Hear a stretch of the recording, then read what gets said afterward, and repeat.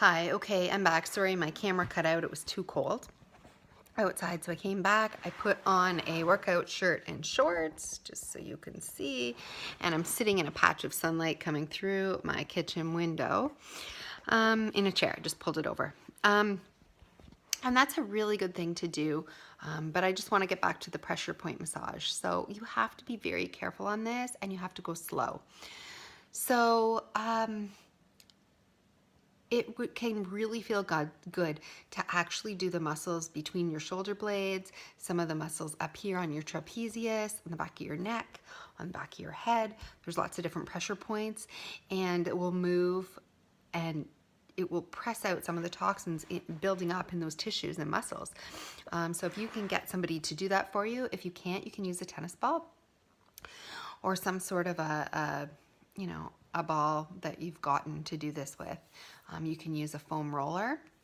And these are all ways to kind of gently roll the back out. But you do have to be careful. Drink extra water, put thieves or peppermint oil or some sort of oils on afterwards, magnesium spray. You definitely don't want to overdo it, because the next day it can be worse if you don't flush those toxins out, because once, of course, they get into the bloodstream, you have to eliminate. So, but it can actually really help sometimes doing the pressure points. Another really important thing that you can do for toxic overload, die-off, Herxheimer reaction, flare-up is mindset. So I call this one sitting with symptoms. You just sit, you meditate, you sit with your symptoms, you go on through your day, and you try to quiet your mind, because I find one of the hardest things about a flare and a toxic overload is your mind gets frantic and you get into severe fight or flight system on how to stop this and solve this problem and stay alive and survive. And your mind is frantic, and it's not your fault. Your body is trying to protect you. But if you can remember to deep breathe, to slow down the thoughts in your head by talking slower in your head, moving slower, reminding yourself to just sit with the symptoms, that you can't outrun them. There's nothing you can do to change this Herx reaction, except for methodically go through these tips and do things that you can do. But so it's just like sitting with symptoms, slowing down. And the other part of the mindset is remembering that Herx reactions, toxic overloads, flare-ups do end. They don't last forever.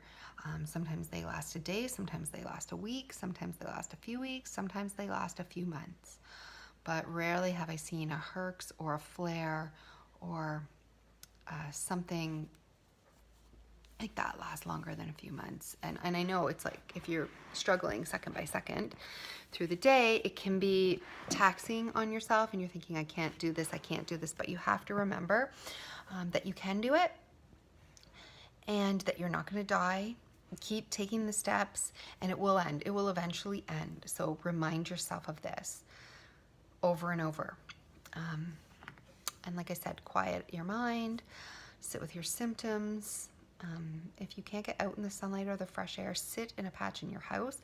If you can open the window and get the sunlight directly, if it's too cold, keep the window closed. I know it doesn't come through the glass as well, but that's fine. If you can open your window to get the fresh air, that's better.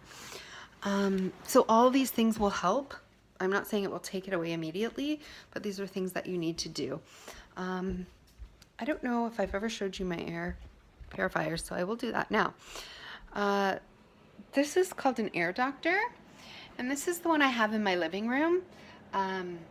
So it does my whole living room, kitchen area, and this is what it is, and it just helps because you really need to purify the air.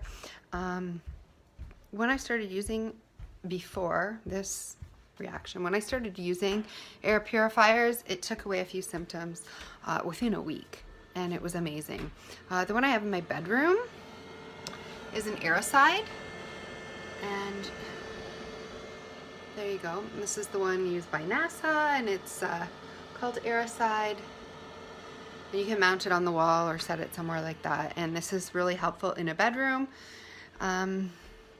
Super helpful to sleep with that all night. So I definitely recommend cleaning your air, getting sunlight. The sun is going to do wonders for helping you detox. What else? Let me set my camera down. Okay, so yeah, sunlight. Okay. Sunlight. Eliminating is huge. Drinking tons of water, sleep, baths, massaging, sleep again. I'm gonna say it. Your air. I mean, just all the basic things, but like crank it up to as high as you possibly can. You definitely want to do as much sleeping as you can, and reminding yourself, use mind body practices, try to meditate, try to slow everything down, try to remind yourself and tell yourself that you will heal. It won't last forever. What else can you do? I think those are the big ones. I mean, there's probably some small ones here or there that I do and other people do, and you can definitely look them up and see. Drink the ginger teas. What else? You know, it's really hard because you can't just immediately get rid of a Herxheimer reaction. The body is trying. It's telling you, I'm toxic and I need to eliminate. I'm toxic and I need to get this out of my system. But the body dumps slowly. It knows it can kill you if it dumps all at once. So that's why you're like, oh my gosh, I'm totally Herxing. And then the next day you're a little bit better. And then you're Herxing again and you're a little bit better. The body goes in cycles to keep you alive and to keep you safe. It gives you so much, and then it'll ease off a little bit. It gives you so much, it'll ease off a little bit. And this is because it knows that if it's got so much, it just can't dump it all at once, and that's why it doesn't. It stores it up, but you definitely don't want to be reabsorbing. So the other thing, and this goes without saying, is that if you're on a protocol, if you're taking herbs to kill Lyme, if you're taking herbs to kill viruses, if you're drinking special teas to kill retroviruses, if you are taking a lot of supplements to heal your body and your mitochondria, stop. Okay, your body is in a toxic overload situation and a Herx reaction, and you need to stop everything but basic things. So stop those supplements except for the very few that you feel you absolutely need. And get your stuff from the juices and the bone broth and the natural foods. Eat liver throughout the day if you can. If you can eat a little piece of liver or liverwurst throughout the day, just to give you your energy. If you need a tiny teaspoon of coconut oil mixed with manuka honey, that will also give you a little bit of energy without overloading your body with tons of food. The soups, the broths, keep drinking them. The water, the tea, flush it through.